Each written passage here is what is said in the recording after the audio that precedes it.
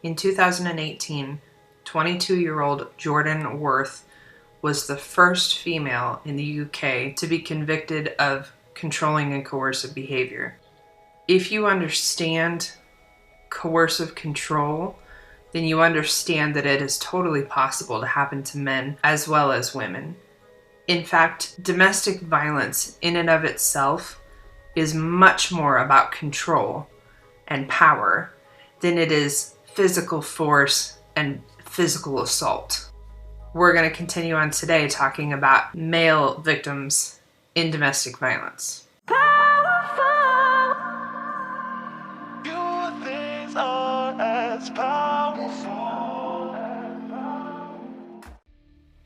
So the UK government did a study called Domestic Abuse Findings from the Crime Survey for England and Wales that indicated that about 9% of males in those areas have experienced some type of intimate partner violence.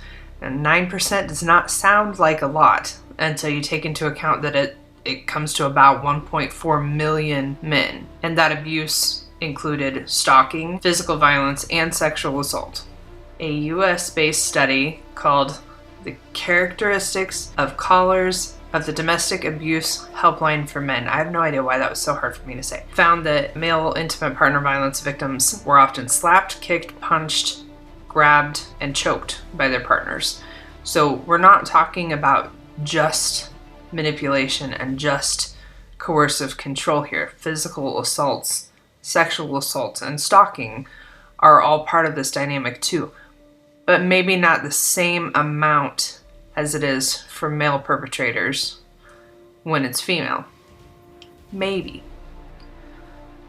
Obviously, a small amount of guys are willing to actually report this stuff. In that US study, they listed about 20% of victims are willing to tell police or health professionals about their victimization because the men have valid fears that they're going to either be not taken seriously, they won't be believed, or that they're going to be laughed at or shamed because they're enduring abuse. This Alex Skeel, who I showed a little bit of one of his videos at the very beginning of this, I watched his video probably a couple of years ago, and it just penetrated to the depths of my soul. It's an excellent video because he wanted to not be anonymous and not fade into the background or the sidelines about his domestic violence, because he wanted to be a voice to hopefully bring other men courage and strength to be able to go and get help if they were in similar situations. His was terrible. There's a range of domestic violence, whether it's male or female victims, male or female perpetrators. Some of it is all coercive control, and they don't ever physically hurt you at all. And in his case, he says in his video that he was told he was 10 days away from death. He was being starved, he was being beaten, burned, cut, all kinds of stuff, in addition to coercive control, in addition to cutting him off from his family and any kind of support network, which is typical for domestic violence. His story broke my heart, and you got to see, I'll play a little bit of the video, but I will link the whole video in the description so that you can go and watch that. But you get to see the police stuff. You get to see her in the police station giving her statement.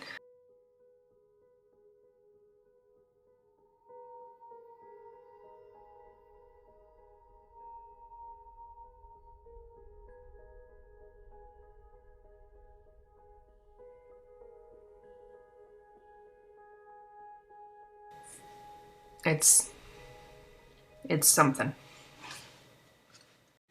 So let's talk about that a little bit. If you are a male and you are a victim of domestic violence, then you need to know that you're not alone. You're not. For males as well as females, domestic violence does not care about your age, it doesn't care about your race, it doesn't care about your gender, it doesn't care. It affects all of us. It affects a lot of us, I guess. Abuse happens to men far more than you might expect, both in heterosexual and same-sex relationships. Some figures even suggest 1 out of 3 domestic violence victims are male, is what helpguide.org says. An abusive partner might hit, kick, bite, punch, spit, throw things, break your things, stalk, sexually abuse, strangle. All of those things are possibilities. To make up for a difference in strength, they're known to attack you while you're sleeping or in some other way catch you by surprise. They're also more likely to use a weapon to compensate for their size and strength. They could also strike you with an object, abuse or threaten to abuse your kids or your pets. And of course, domestic violence is not just physical violence. If you have watched any of my videos on domestic violence, it's not just physical. Emotional abuse, verbal abuse. I don't think that the help guide actually listed financial abuse. That's also a possibility. Verbal abuse. They might belittle you, humiliate you in front of your friends, colleagues, family, or on social media, be possessive, act jealous, or harass you with accusations of being unfaithful. As a female victim of domestic violence, I could say that's a very common one for us. They can take away your car keys or your medications, try to control where you go and who you see, what you do. It's coercive control. They do all of that stuff. Make false allegations about you to your friends, your employers, the police, or find other ways to manipulate or isolate you. Now, obviously, males can do this in reverse too, to female victims, but female perpetrators have the advantage of being female. And while sometimes that's a disadvantage for us, in this case, I have heard of people being willing to go and report that their victim, who's the guy, was the abuser. And they get believed because they're the female. And that's wrong. And that's hard. And that's something you're up against, which obviously if you're being abused is no news to you. But stereotypes suck. They suck for us. They suck for you. And unfortunately, statistically, you are less common in this area, but you're not less important. And that's the point of the video. They also can threaten to leave you or prevent you from seeing your kids if you report the abuse. And I would imagine you might have some difficulty with custody also. I mean, on the flip side, us females can have a hard time if the guy wants to fight us for custody and he's an abuser. It's difficult for all of us, male and female, to get the kids away from the abuser because so much of domestic violence is not stuff that you can show. You know, you don't necessarily have 50 million scars on your body. They don't necessarily leave a paper trail of everything that they do. There's so many things that are only known to the people involved and children in the home. If there are children in the home, they're hard to prove. And on top of that, then you have courts that don't understand domestic violence dynamics. They don't understand what that does to the kids. They don't understand what that does to the parents. Not the way that people who live with it understand. So as a man, you may face a shortage of resources, lack of understanding from friends and family, legal obstacles, and trouble gaining custody of your children from an abusive mother. And she may use your children as ammunition against you because she can. Abusive men do that also, but I think that women probably would be more productive with it. I'll say that. Why men don't leave abusive relationships. They feel ashamed. They may have a religious belief that requires that they stay. There's definitely a lack of resources for males. If they're in a same-sex relationship and they haven't come out yet, the person that they're with can be threatening that they will out them. And there's a lot that goes on there. So that's a possibility. Sometimes they're just in denial. Denial is a huge part of domestic violence victimization, regardless of your sex. Denial that this is really happening, denial that they're really a bad person, denial that you would allow yourself to be in that situation. And I think one of the most common ones, correct me if I'm wrong, you can leave a comment in the comments, but protecting your kids, same as women.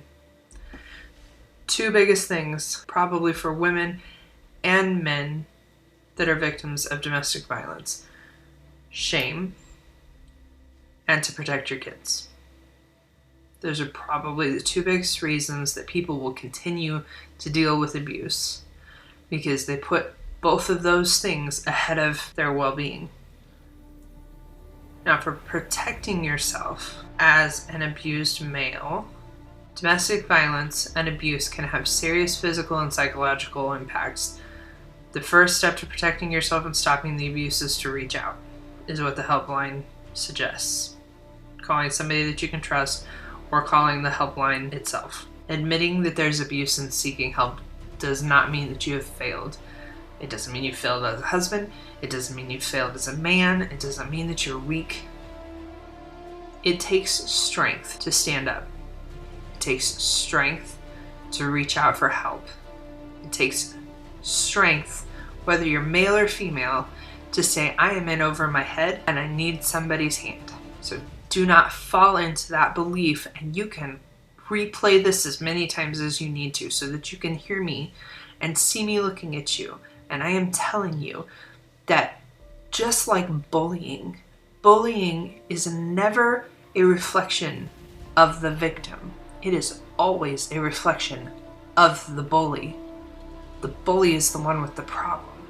Now, whether you are a male victim of domestic violence or a female victim of domestic violence, domestic abuse, intimate partner violence, it's not your fault. It's not. Now, it may be that where you are right now in life is a product of some of the decisions that you've made. But ultimately, the fault is the perpetrators. Male or female, heterosexual, homosexual, it doesn't matter. It's their fault, and you reaching out for help is not bad. Just make sure that you're smart about it, and you're careful, and you're talking to people that you can trust. When dealing with leaving an abusive partner, leave if possible, but obviously you got a lot of things to consider, especially if you have kids. If there aren't kids involved, it's so much easier. I do know somebody who left and there were kids and they weren't their kids, and that's still hard because you don't know what that person is going to do. So I get it. That's hard. Make a plan. You are the one who understands, who knows the different factors in your relationship. Get with somebody who understands abuse and abuse dynamics and make a plan.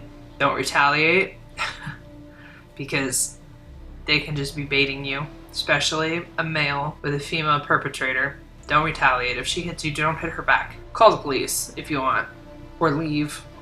Do what you need to do to get out of that situation. Lock yourself in the bathroom, whatever. But don't hit back because you're more likely to get in trouble than she is. Get evidence of the abuse if you can. Take pictures, phone calls, record messages, screenshots, video record. Keep a mobile phone, evidence of the abuse, and important documents together somewhere close where you can get them and get out if you need to. Even having a spare phone would be something I would recommend for a female victim. Wouldn't hurt you either. If you can manage, just get a cheap burner phone and have that with your stuff as sort of a go bag. If you want more of a go bag, I have a video on that. I can link that in this video. And then seek help from some kind of a domestic violence program or crisis center, domestic violence advocate, somebody who understands domestic violence, because it's its own monster. And I think there's a lot more similarities between male and female victims of intimate partner violence. There's more similarities of those dynamics than there are differences. There are differences, however. We're going to look at that too. A woman named Kimberly Taylor, who is the president of Alliance Family Wellness.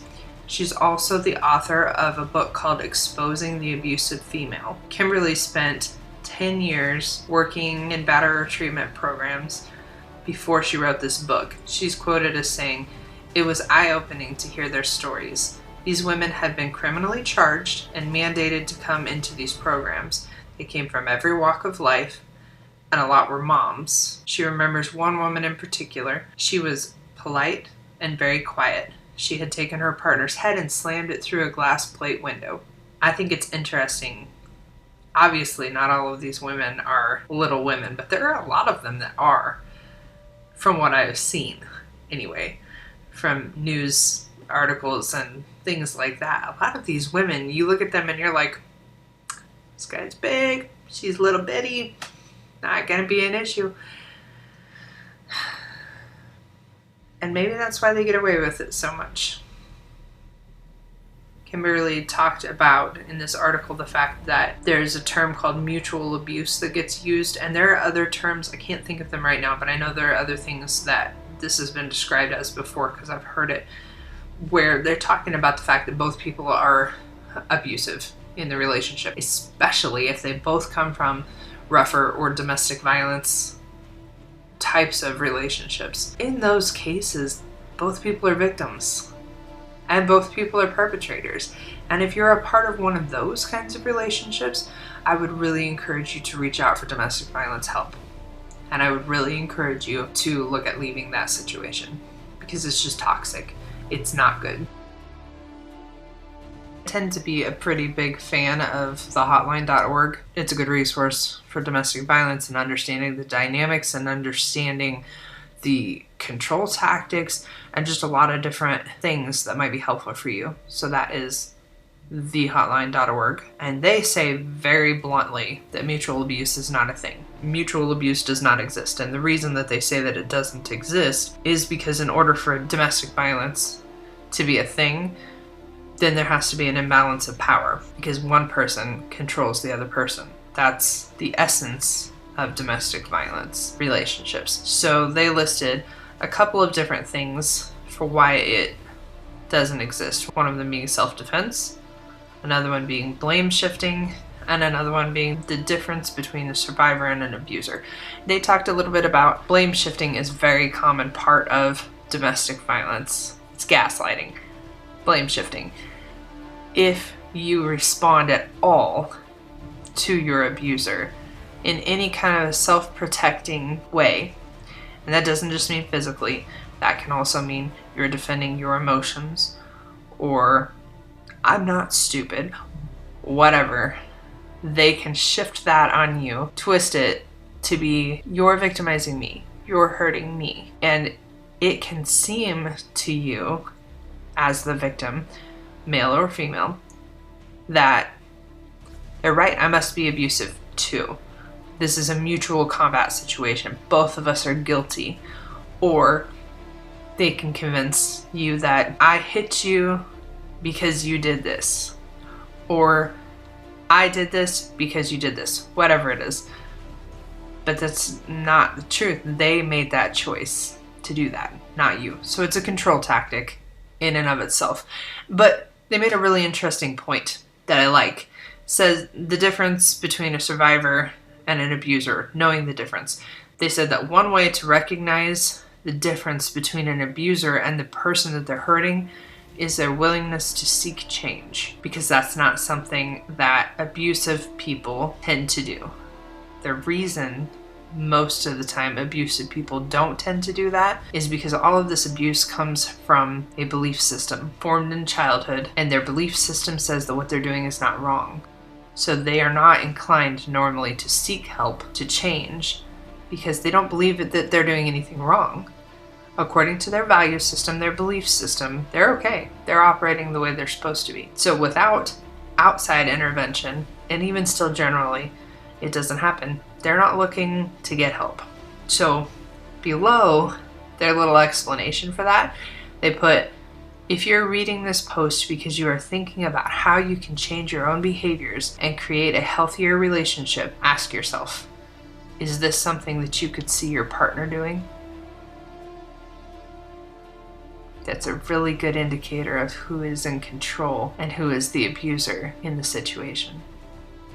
Food for thought. Male or female victim. It's a very good point. A couple of other tips for stopping the abuse that WebMD offers that I want to include in here too is to document everything. They suggest that you go to your doctor and you have them document your injuries and tell them how how you got your injuries, even if they don't ask, to tell them anyway. Also take pictures and all of the things that I already said. Another thing that they recommend is to get a restraining order. They said that not only will this help protect you from an abusive partner, but it will allow you to ask for temporary custody of your children in order to protect them from the domestic violence. Now, whether or not it's going to protect you from your domestic partner, it just depends. For women, I would say that they know the guy best, and if they believe that he's going to respect it, if they believe that the law has any bearing on him at all, then maybe look at taking out a protection order. But a lot of times that will just enrage them, and it doesn't help. In fact, it can make it worse. Plenty of people have been killed by intimate partners with restraining orders or protection orders. However, especially for males, when there are children involved, if you can get them to grant you a temporary protection order, even, that will go a long way, I would imagine, with the courts as far as you getting temporary custody of the kids to get them out of a potentially dangerous situation. That is one area that I think is quite different from females. So I wanted to include that here. Another recommendation, after you get away, or even before if it's possible. Not a lot of partners will allow you to do this, but some, it's possible. Start counseling. Trauma counseling, if you can. If you listen to my stuff, I am highly in favor of trauma counseling. Regular counselors do not understand trauma. They do not have the training and the ability, the skills to effectively help, but it's better than nothing. And if you can't afford a counselor, there are churches, there are advocacy groups, there are support groups. Go talk to somebody. The closer that you can get to somebody that understands abuse dynamics, the better it will probably be for you. But if you can talk to somebody, I did a video on Al-Anon versus counseling. Like, if you can't afford counseling, go to Al-Anon. They will teach you how to love yourself. And as an abuse victim, that is vital. That's not what Al-Anon is for. But I'm sure that you could figure something out if you need a free option. But don't try to do it alone. Whether you're a male victim or a female victim, don't try to do it alone. And I'm sure that male victims try to do it alone a lot more. But everybody is not against you. Are there going to be some ignorant people that don't understand that males can be victims of domestic violence? Sure. There were an awful lot of ignorant people that thought that boys were not capable of being sexually assaulted either. And then a couple of years ago, all of this stuff came out about all of these boys that had been sexually assaulted that are now men that had been being quiet because there are stigmas and stereotypes that say that you have to, that you are not able to be a victim. If you are gay, bisexual, or transgender, you might be in an abusive relationship if your partner does any of the following: threatens to inform friends, family, colleagues, or community members about your sexual orientation or gender identity, insists that police won't help somebody who is gay, bisexual, or transgender, ridicules your attempts to escape the relationship by labeling you as someone who deep down believes that gay, bisexual, or transgender relationships are unnatural and terrible, accuses you of not really being gay, bisexual, or transgender, or justifies their abuse with the excuse that all men are naturally aggressive and violent. Nobody deserves to be victimized by domestic violence. This says that more than 830,000 men fall victim to domestic violence every year, which means every 37.8 seconds somewhere in America a man is battered, according to the National Violence Against Women Survey.